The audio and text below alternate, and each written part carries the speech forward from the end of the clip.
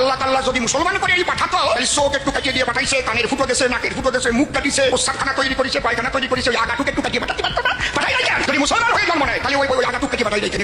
জবাব যেন দেয়। প্রথমত, ইসলামের ভাষায় একজন সত্যিকারের মুসলিম হতে হলে তার পুরুষাঙ্গের বর্ধিত চামড়া কাটতেই হবে, এই কথা সম্পূর্ণটাই ভিত্তিহীন। কারণ ইসলাম ধর্ম অনুযায়ী একজন সত্যিকারের মুসলিম হতে হলে তাদের মহান আল্লাহ তাআলা কিছু শর্ত দিয়েছেন। ইসলাম ধর্মের পবিত্র ধর্মগ্রন্থ কোরআনের সূরা আল বাকারা 285 নম্বর আয়াতে স্পষ্ট বলে, রাসূল সাল্লাল্লাহু আলাইহি সাল্লাম ঈমান এনেছে, আর মুমিনগণ ঈমান এনেছে আল্লাহ, তার ফেরেশতা, তার কিতাব সমূহ ও তার রাসূলগণের প্রতি। অন্যদিকে কোরআনে সূরা আন-নিসার 136 নম্বর আয়াতে স্পষ্ট বলে, হে মুমিনগণ, তোমরা ঈমান আনো আল্লাহ, তার রাসূল, তার কিতাব এবং ফেরেশতাদের প্রতি। এবং ইসলাম ধর্মগ্রন্থ সহিহ আল বুখারীর 8 নম্বর হাদিসে স্পষ্ট বলে, ইসলাম প্রতিষ্ঠিত হয়েছে 5টি স্তম্ভের উপর। 1, আল্লাহ ছাড়া কোনো উপাস্য নেই এবং মুহাম্মদ সাল্লাল্লাহু আলাইহি সাল্লাম তার রাসূল, এই সাক্ষ্য দেওয়া। 2, সালাত কায়েম করা। 3, যাকাত প্রদান করা। 4, হজ আদায় করা এবং 5, রমজানের রোজা রাখা। অন্যদিকে সহিহ আল বুখারী 6029 নম্বর হাদিসে মুহাম্মদ সাল্লাল্লাহু আলাইহি সাল্লাম স্পষ্ট বলেন, তোমাদের মধ্যে সেই ব্যক্তি উত্তম যার চরিত্র উত্তম। অর্থাৎ ইসলাম ধর্ম অনুযায়ী একজন সত্যিকারের মুসলিম হতে হলে ঈমান, 5টি স্তম্ভ, উত্তম চরিত্র, তাকওয়া ও নিয়ত, এই 5টি জিনিস মেনে চলতে হবে। কিন্তু কোথাও বলা হয়নি একজন সত্যিকারের মুসলিম হতে হলে তার পুরুষাঙ্গের বর্ধিত চামড়া কাটতে হবে। এবার আসি কেন মুসলিমেরা তাদের পুরুষাঙ্গের বর্ধিত চামড়া কাটেন। পুরুষাঙ্গের বর্ধিত চামড়া কাটাকে ইসলামের ভাষায় খাতনা বলে, আর এই খতনাকে আরবি ভাষায় বলা হয় খিতান, যার অর্থ পুরুষাঙ্গের বর্ধিত চামড়া কাটা। কোরআনে খাতনা করা বাধ্যতামূলক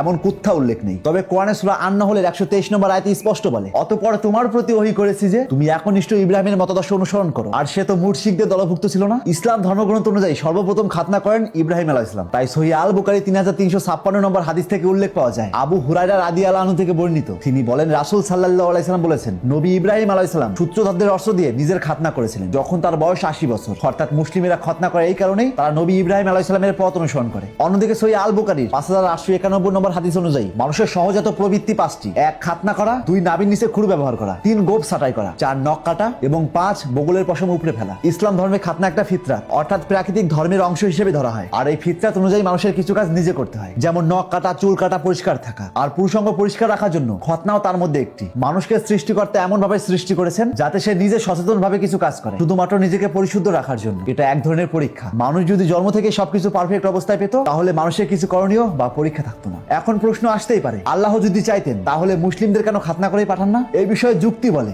আমরা কেন জন্ম থেকে ভাত খেতে পারি না, দুধ খেতে হয়? কেনই বা আমরা জন্ম থেকে দাঁত বিরাজ করা অবস্থায় আসি না? আঙুলের নখ তো ছোট করেই পাঠাতে পারতো, কেন সপ্তাহে একবার নখ কাটাতে হয়? জামা প্যান্ট যদি পরারই জিনিস হয়, তবে কেন জন্মের সময় সম্পূর্ণ উলঙ্গ পাঠান? জামা কাপড় দিয়েও তো পাঠাতে পারতেন। কিছু কিছু জিনিস সৃষ্টিকর্তা মানুষের এমন বানিয়েছেন যাতে মানুষ নিজেই সেটার যত্ন নেয়, যেমন নখ কাটা, চুল কাটা, জামা প্যান্ট পরা প্রভৃতি। খাতনাও সেই সেলফ মেইনটেন্সের একটা অংশ। এটা কোনো প্রকার সত্যিকারের মুসলিম হওয়ার কোনো বৈশিষ্ট্য নয়। এই সমাজে অনেক খতনা করা মুসলিম আছে যারা প্রতিনিয়ত অসৎ কর্মকাণ্ড করছে। ইসলামের ভাষায় সেই ব্যক্তি একদমই মুসলিম নয়। অর্থাৎ আমরা সাধারণ জীবনে যেমন নখ, গোপ, চুল ছাঁটাই করা এবং গোপন অঙ্গের লোম কাটি, ঠিক তেমনি ইসলাম ধর্মে খতনা করা বা পুরুষাঙ্গের বর্ধিত চামড়া কাটা একটা পরিষ্কার পরিচ্ছন্ন রাখার রীতি মাত্র। তার সঙ্গে একজন সত্যিকারের মুসলিম হওয়ার সঙ্গে কোনো সম্পর্ক নেই। ইসলাম ধর্ম গ্রহণ করার মূল শর্ত হলো শাহাদা, অর্থাৎ ঈমান ঘোষণা করা, কোনো খাতনা করা নয়। এই ভিডিওর মূল উদ্দেশ্য কোনো ধর্মকে ছোট বা অসম্মান করা নয়, বরং এই ভিডিওর মূল উদ্দেশ্য প্রত্যেকটা ধর্মের আলাদা আলাদা রুলস এবং রীতি থাকে। যেমন আমরা সনাতনীরা মূর্তি পূজা করি, অন্যদিকে ইসলাম ধর্মের মূর্তি পূজা করা হারাম। তাই বলে কোনো মুসলিম বলতে পারে না হিন্দু তুমি মূর্তি পূজা করতে পারবে না, এটা বলার রাইটস তার নেই। ঠিক তেমনই খতনা করাও মুসলিমদের একটা রীতি, তাই বলে তাদের রীতিকে অসম্মান করা বা কটূক্তি করার